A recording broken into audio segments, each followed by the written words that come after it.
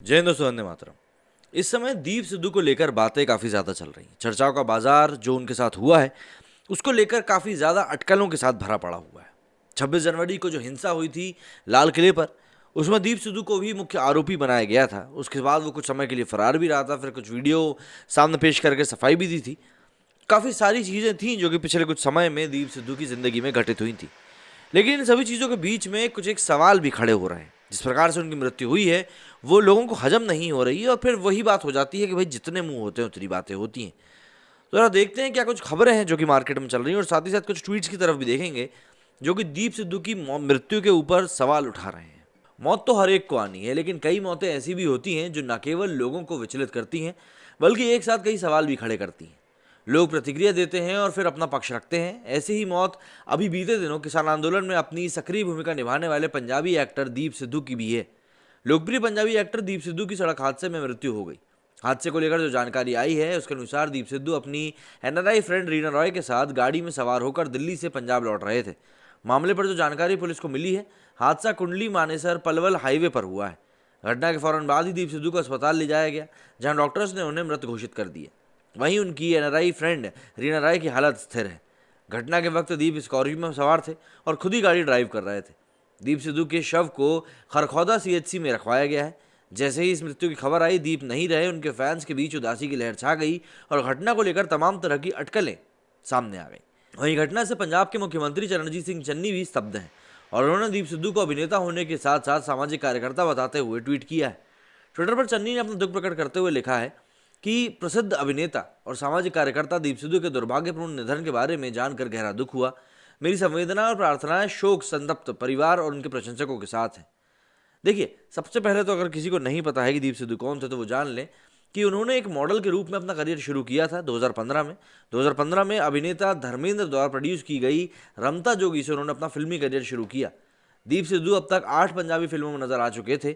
बात उनकी लोकप्रियता की हो तो 2018 में जोर 10 नंबरिया में एक गैंगस्टर की भूमिका निभाने के बाद 2018 में वो फैंस के बीच काफ़ी पॉपुलर हुए।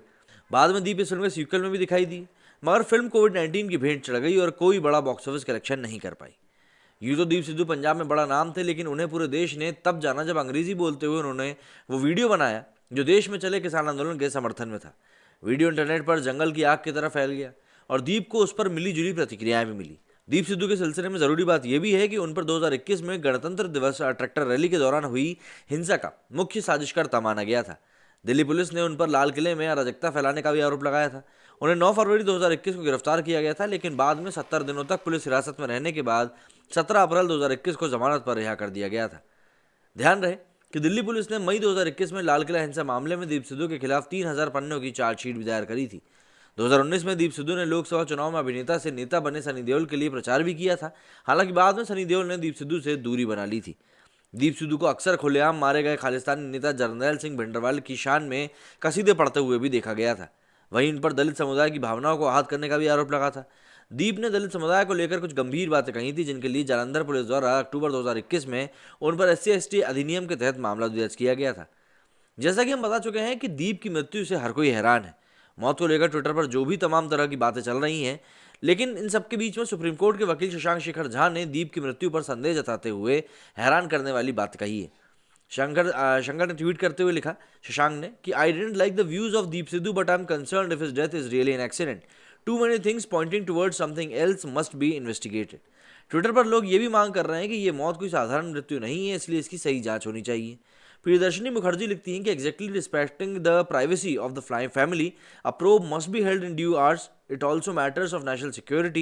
No two ways. It is not fair to drop opinions on conjecture. If it's an execution, we stand for Deep Sidhu's justice and unearthed ground.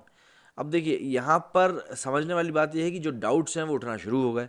जैसे एक और ट्वीट में लिखा हुआ है कि तुसी एक मारो 80 और लाख विच दीप सिद्धू कर देंगे। Corrupt Manoj Khattar, Congress BJP political गुंडे, मतलब लोगों का डाउट जो है वो सामने आ रहा है।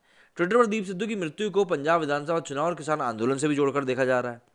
जैसे माई कंट्री माई प्राउड के हैंडल ने लिखा है, it's all game planning of Modi and Amit Shah as they know that farmers will not vote for BJP, so they killed Deep Sidhu and give accident name. I request Rakesh Tikait and his team, let's fight for justice.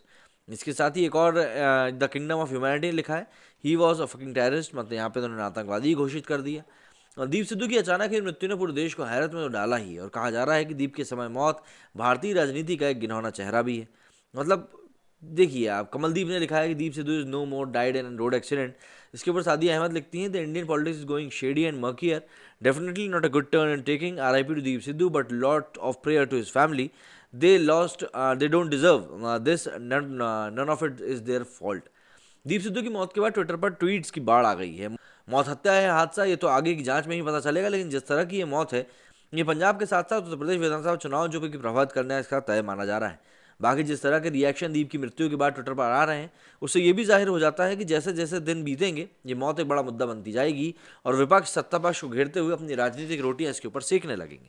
जाहिर सी बात है, जब कोई मुद्दा ना मिल रहा हो तो फिर हर एक बात को मुद्दा बना दिया जाता है और कई केसेस में तो मुद्दे पैदा भी कर दिए जाते हैं। मेरी इस वीडियो में फिलहाल इतना ही। जय हिंद, जय भारत।